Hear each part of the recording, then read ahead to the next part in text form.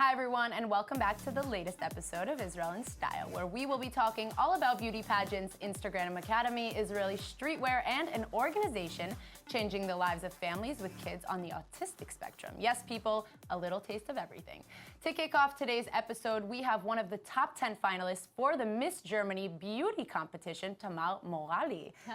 Hi, love, how are you? I'm great, how are you? I'm great. So why don't we start off this interview by telling us how you got into beauty pageants. So first of all, I think it's a great opportunity to really thank everyone who supported me, and that's why I'm here. Yeah. So that's the first time I can actually say how grateful I am, and thank you so much, everyone. So how did I get to the competition? I applied for the Vienna fashion show competition, which was called Look Style Awards. Okay. It was the first competition that I actually thought that why not doing something with fashion, and then I won the Look Style Awards 2017 in Vienna, and someone suggested me why not to go or to apply for the Miss Austria beauty pageant, because I'm not Austrian. You couldn't do that. Yeah. So wait, before we even do that, you were actually born in Germany. Yeah.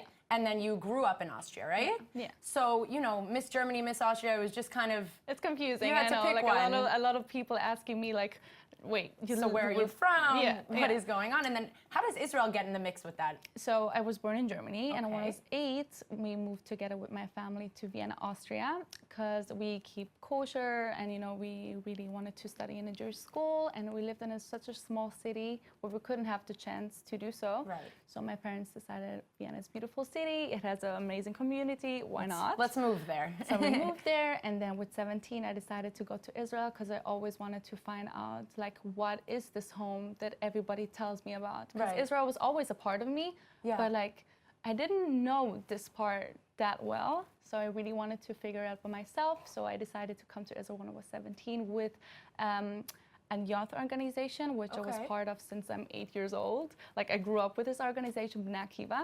So I came with Bnei Akiva to Israel for a community service year to really Just see volunteer kind of yeah, to thing. volunteer, to see all the kinds of Israel, because Israel is such a small city, but you can see so much, and You you need can at do least a so month much. here to get to everything that you need So to see. therefore, I decided to stay because I fell in love with the country, and I said, why not? And there you stay go. in Israel, and I'm here. Yeah. So beauty pageants, a lot of people have misconceptions about beauty pageants, and you have to be this certain way and this certain way. What is it like being in the competition? So that's what I was thinking about beauty pageants too, and that's why I wasn't sure if this is for me. Right. But Germany turns out to be totally different. So they chose women who are all not the same kind of looks. Let's say some are smaller, some are Right. taller. Diverse. The body shape is, you don't have to have a specific body shape. And that's why I thought that's actually amazing. It's a change of the beauty society. Right. Because some people think you have to be skinny in order to be a model or successful, and that's not true. That's not the case. Not a case at all. So that's why I was such a huge fan of this Miss Germany competition in Germany, because it's so different from all the other ones that I know so far. So what does it entail? What do you have to do? What questions? What goes on a day where you're there? It's really different, especially because I'm not in Germany right now, because I'm studying here in Israel. Right. So I only get the chance to fly each month, or not that often, but it's different. It's out of a sudden you really have to see how you talk. It's how you stand, how you eat, and wow. you don't. It's a lot of pressure. It's a lot of pressure, but I think it's also a good pressure, because I never thought how powerful words are. And words are, the way you express yourself can tell so much about you, and it can change everything. Right. Even if I look in a specific way, what I'm saying is the actual value. What counts, And you feel from the beauty pageants, you get that message across. Yeah, of course. A lot of people would think the complete opposite. Because it's a beauty pageant, you're focusing more on your look as opposed to what you're saying. So this is also a good opportunity to really show what the real beauty pageant is about. Because why do they always ask about what would you do for world peace? Right? And it's an actual question. They really take it serious. It's just a matter of how you How you answer it, actually. Yeah. Well, it also, I think, has a lot to do with the person themselves. You know, a lot of people go in there, they know they have the looks, they know they have the chance to do it. But at the end of the day, the people that win are the people that have a lot more to give and the right answers to those questions. So it's not about right or wrong. Right. It's just what I believe is really to be yourself is the only right way to win this competition. Like you always have to be true to yourself to like really connect people with your beliefs, with your goals, like, yeah. To give them kind of a sense of you as opposed to the outside version, to really get to know you as a person. Yeah, of course. So congratulations, first of all, on getting to the top 10. I know that's really exciting, and probably, you know, your family's here. Yeah, it's a very exciting really moment. excited. What would it entail if you did win? Which, fingers crossed you do, but what would it entail? Would you have to move back to Germany? What would it be like? So first of all, like I would have to go back to Germany for a year at least. To fulfill other duties. Like we didn't talk about it specifically, you know, like because I like to travel, and I think when you have such a big opportunity to really do something for Germany, I think it's not only with Germany itself. It's with the world. It's with the world. You can really like travel everywhere and like really present Germany in another way. Outlook, you know, because it depends on the person, as we said. Like each year there is a winner, and each winner does it in her way. In her way, and I'm sure that you would bring your way to it. So of course, so I think I love talking to people. I love like getting to know other cultures, you know, other people. Definitely. So that's why I think it's an amazing opportunity to really get to know a lot of people and to really connect Germany to many other countries and cultures, and that's why amazing. I really hope that. Yeah, we're all hoping for you. But what we are also kind of very curious about, and we have an exclusive right now here on Israel in Style, what will you be wearing to the finale, and will the designer be Israeli? So I thought it's really important to me to also represent Israel in a kind of way, because I'm Jewish and Israel is my home, so I thought Israel is the brand that I'm going to wear. So everybody is keeping asking me which dress, which designer, which this. So it's Riki Dalal. Okay. She is doing bridal dresses. And she wants to go from bridal to also evening dresses. So I will be the first one, let's say, to present her evening dresses, and she will design a special dress for me to wear. Who better? A custom dress for the future Miss Germany, wearing an Israeli designer. Yeah. That's amazing. So they are amazing. Like I also met their family, and they're amazing people. Very personal. So it's not even about like the quality, like about what she's gonna give me, but from the person. You know, you already that fell I can for the really designer. Trust her. That Definitely. I think that she's not doing it only to like show her side, but also like because she supports what I'm doing. Definitely. So that's also really important, and I think I did the right choice. Yes, I'm sure you did, and we can't wait to see it. I hope we get an exclusive footage, and thank you so much for joining us. Good luck. I'm sure you'll win. Well, for those of you interested in keeping up with Tamal's journey, make sure to check out her Instagram account and give us some support. Anything we could do to help you win the crown. So, have you ever looked at a successful fashion blog and thought, what am I doing wrong? Why don't I get likes, followers, any love? Well, InstaBabe and Israeli it girl Dana Zalmon is starting an Insta Academy to teach us just that. Hi, babe. Hi. How are you? Great. I'm so glad that you're here. We've talked a bunch about, you know, your fashion, your style over the past couple months on the show. But how did you get into fashion and blogging? Actually, when I started, fashion was always like running in my veins. I really loved it. Even when I was a teenager, I always loved Vogue and magazines, and I was cutting like great looks and was putting in my diary.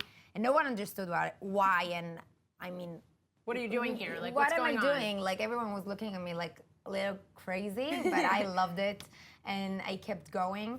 And actually, when I really started to think what I want to do in life, I didn't really know to put a finger on the specific thing I wanted to do. I just wanted to get inspired by people and by fashion. So the best place to get it is from Instagram. Yep. And Who knew though? Back then, Totally. nobody knew. So I knew. I was following bloggers since they just started. I remember that one of my favorite bloggers, like Song of Style. Okay. She had less than 1 million followers when I started follow her, and now she has 4.7, if I'm not mistaken. And I loved it. I loved that world. It looks so magically perfect and Documenting fashion and lifestyle. fashion and life and lifestyle and their own vision of the world. And I just thought, okay, what they have that I didn't? Yeah. And I started my own. You make it sound so much easier than it actually Yeah, is. it wasn't easy. Yeah. I mean, no one really understood why I want to do it and what am I doing actually. Right, My like, parents what is Instagram? So you're no one posting understood pictures. what is Instagram except me and my sister. My sister, my younger sister actually introduced me to Instagram. Okay. Actually, she told me that this app is not only filters. I thought it was me only too. filters. Yeah. Me too. And then when she taught me that it's actually a social media, I was like, oh my God, it's the best place for me. Yeah. You know, I wanted to manage to document my life and to put the best part of my life Right. into one place. And Facebook never really talked to me. Right. I didn't really got with that. With that platform. Yeah, with that platform, I didn't really like it. It didn't work for you. So when you started off everything with Instagram, but you are also an entrepreneur of your own. You know, Yeah. you started a lot of projects on your own. Yeah. Starting off with It Girls. Why don't you tell us a little bit about how you came up with that concept? So actually, when I started Eat Girls, when I managed to talk to them and everything, they approached to Right. me and I told them about my story, my life story, and I told them that I'm a stylist, a fashion stylist, and also I have a blog. And they were like, "What is a blog?" Yeah. And I told them what is a blog and what I'm doing there, and showed them my website, and I was like hooked. They loved it, and they wanted to tell the story of my life through other girls as well. Girls that want to do the same, but that doesn't really manage to do it right. Right. We did 3 seasons. No one really knew that it will be such a big deal. Yeah. And it was amazing. It was a great place to evolve and to know myself and know myself professionally. And I'm really grateful about that experience. Well, after that experience, you kind of started your own, project. Why don't you tell us about the Insta Academy, which is what we're here about? So Insta Academy, actually, it's what it sounds. It's a place to study and know better Instagram and social media as well. And I'm calling it the new publication, the new way to really publish yourself or your business and to make it right without even, you don't need now TV or magazines to be someone. You need just a really great page on Instagram.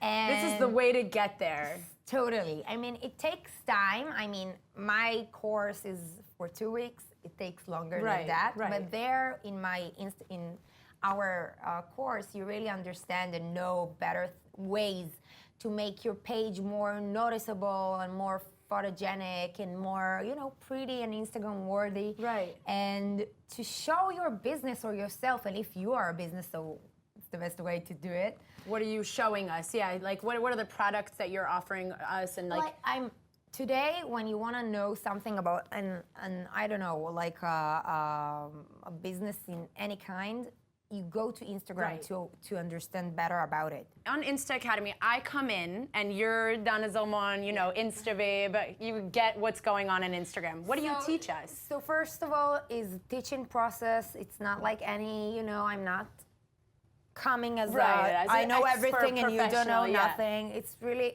teachable. It's really fun. It's studying, and it's studying in a really good environment in the most photogenic street in Tel Aviv, Montefiore Street. Yes. And it's really intimate. It's up to 15 people. So when you sit down, you really can talk with each other and to change ideas and questions. Yeah. And everything is really open. I'm going through every single step in an Instagram-worthy page. Wow. And we start from knowing how to open a business account, and then to how to make the best photo you can make. And then we're going through hearing some lectures about PPC, how to manage to capture people when they come and look. And also to like make it more noticeable in other audiences. Okay, not just your target audience. Yeah, totally. And also PR lectures, and it's really, really great. So you get a variety of different things, Yes. basically learning how to push your Instagram account, how to make your pictures Instagram worthy, and how to be successful on Instagram. Yeah, totally. And all the little secrets That nobody you knows. use and yeah, especially those. And like when other people ask me about them, I'm like, come to the school. Come to Insta Come Academy. to my academy. Yes. All right. Well, thank you so much for being Thank with us. you. I am definitely gonna have to check out your Insta Academy because my Of course, you Instagram have needs to some come. work. You so have to come. I will make a discount. exactly. So we'll make a little deal, and we'll be back. Hopefully you'll be back on the show sometime Yes, soon. sure. Thank you so much for coming. Thank you for and having well, me. if you can't keep your eyes off this girl and wanna Insta stalk like a true fan, make sure to follow her Instagram account, and maybe you'll be a student at the next Insta Academy session. Who knows? Well, here in the studio with us is one of Israel's hottest streetwear bloggers in the game with close to 20,000 followers. He started off with a passion for fashion and has since collaborated with some of the hottest international brands. Here with us is Shimi Chu to talk street style. Hello. Hi, love. How are you? I'm fine. Great. Great. So we're both great. Now tell us, how exactly did you start with fashion blogging? I've known you for a while. You've been into fashion for a really long time, but how did it become a blog? So I think about 2 years ago, my friend Iran, you know Right, Iran, I do know. the color blasting girl. Yes. She just opened a WhatsApp group with like a bunch of people, like 20 people, and she said, "Okay, listen up, all of you now." Just like that. Yeah. She said, all of you are super talented. You have sense of style. You just have to open like an Instagram or a Facebook or YouTube channel, and like do your thing. What? So she basically go started like a big. tribe, Yeah. like a crew of streetwear bloggers. She Yeah. was the one that like picked you guys all out and did a Exactly. WhatsApp. And from the 20 people group, we became like 4 or 5 close friends. We do a lot of stuff together. Yeah. We photo shoot together. So you guys kind of help each other out. So instead of Yeah. hiring a photographer, you guys are both dressed. One is behind the camera, one is in front of the Exactly. camera. Yeah. Like these pictures that we see right here. Yeah. You guys have crazy style though. Like Thanks. you guys, what is streetwear? Explain that to us. It's not something common that you see here in Israel. Yeah, in Israel it's not very popular because the community is very small. Right. Like we have like maybe a couple of hundreds people. Yeah. Like in America it's millions of Yeah. people who's into streetwear. So we don't have a lot of brands like Supreme and Palace and I don't know Bape. So all of the brands don't have enough exposure and not profit from the community because it's too small Right. for them. Well, what is streetwear? Because we see you a lot in different colors and very vibrant, a little bit old school and a lot with sneakers. So what is the combination between that? The combination is streetwear and sneakers Yeah. because it just go with just one another. So Okay. good. The culture is like mainly on clothes, but also sneakers because it goes well with outfits. You can wear, I mean, my fit with like classy shoes, but it just won't fit well. You can do that. You can, but it won't. Yeah. It'll be a different style. It wouldn't be considered street style. Yeah. So what are some, collaborations that you've been working on? Who have you been collaborating with? The longest one is a brand from LA, which is called minimal.la. They do like, they mimic Fear of God's style, but affordable. But more affordable for the more common obviously, people to buy. Although the quality is amazing. I promote them like for 2 years almost, and the jeans are amazing. This is their jacket actually. It's just amazing. The material is Yeah. not, what you would expect for the price, right? The details on the buttons and everything. So where do you expect to take this as a fashion blogger, as a streetwear blogger? Where do you go after you've started your Instagram account? Just want to be international. Yeah, and what does that mean? Yeah. Do you see yourself starting your own clothing line? Do you see yourself collaborating with maybe Israeli designers in the future? Yeah, Israeli designers are a bit hard to collaborate because they don't like to pay Okay, that's to interesting. influencers like me. It's very popular in the USA to pay to people like me. For who promote, a picture Yeah. like something like this, that's You a get total your look. clothes. Like I mean, this company, Menace, they paid me to get their stuff on my Yeah. pictures. That's your job. That's what Yeah, you would that's my consider your job. job. Yeah. To promote a different type of style that maybe Israelis aren't really aware of, like you said. Here in Israel, a lot of the community is really small and the designers maybe aren't as aware of how branding and marketing their company is going to work. That's my job. Yeah. basically. You know how to do it, so people need to trust in you that you know what you're doing and that your products are going to get to the right audience and to the target audience that you have coming into your Instagram account. Yeah. And so what else, what other aspect, what could you tell, you know, a future streetwear blogger that's interested in starting their blog? What's a good advice? My biggest advice is to be true to yourself, because style is something you can create. I mean, you can wear all the brands like Supreme and Palace and Bape and whatnot, but you have to give it your own touch. What's your specific touch that you could say? I try to reinvent myself all the time. Like I like the brands, I like the biggest brands, but sometimes I just go out to like small brands abroad or on Israel, and I tell them, hey, your stuff is cool. You wanted me to promote it? I can do it even for free for the first time. Right, just to get your creativity out there. All right, well, thank you so much for coming in. For those who aren't already following Shimi, where have you guys been? Go check out his Instagram page, tagged below, and give him a follow to get updated with the hottest streetwear trends. So, to close off the show on a more emotional note, with us now in the studio is the founder of the organization called Nofesh Lagat B'Shamayim, which means touch the sky, that aims to help families that have kids on the autistic spectrum adjust easier to life. Eyal Ben Chamo, how are you? Hi, how are you? I'm good. So why don't you tell us a little bit about the organization Touch the Sky and what the main goal of it is? Okay, Touch the Sky is an organization, Non-profit organization that focuses on a vacation for special needs A families. vacation for special needs families. Our organization provides a fun day, seminar day, and above all, special vacation. Raising children with special needs requires much strength, patience, and peace of mind. Actually, the organization enables families to travel independently so they can enjoy a real vacation. So for the families who have kids on the autistic spectrum, you guys kind of made this organization to send them out on vacations, if you will, and, you know, have them kind of feel a little bit more comfortable with their kids, right? Yeah. So why exactly did you start this organization? Yeah, it's a personal story. Okay. I have two kids Okay. on a spectrum autism, Okay. Osher and Dorel. And the idea of establishing a non-profit organization began that we take my oldest child, Osher, to the camp. You took him to a regular summer camp? Yeah, summer camp. Okay. In the camp, we saw the Osher playing with the normative kids in normative way. Right. And my wife rest. Took a step back and she relaxed a little bit. She was like, oh, my kid can hang out with kids who aren't on the spectrum and everything is fine. Yeah. In this moment, I had the idea to build organization that creating family vacation for parents like us. Right. So that parents can enjoy a real vacation. What are some activities that you do with the families when you guys are with a lot of the activity, a real activity. Yeah. Like in a lot to the hotel, five stars. Yeah. Not less. No less for the families. No less for the families. We swim with dolphins. Okay. We tour in Jeep. You do a bunch of different activities. I mean, a lot is open to, you know, endless amount of activities to do. I take a guide with me, angels.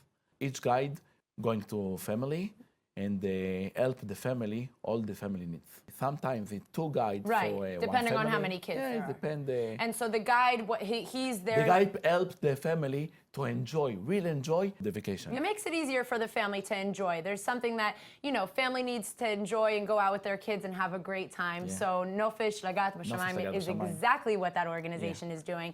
And you should be really proud of yourself. It sounds like an amazing organization. Thank you. I'm sure a lot of people are going to probably reach out and, you. you know, nobody knows that this is available. So thank you so much for joining us. Okay, guys, make sure to follow the Nofesh Lagat B'Shamayim Facebook page to show your support. And for any families who saw this and are interested in reaching out, don't be shy. That's all the time we have for this episode of Israel in Style. I want to thank our guests who came into the studio. And for all of you interested in keeping up with all the latest episodes of the show, make sure to follow along on iltv.tv/Israel in Style. See you next week.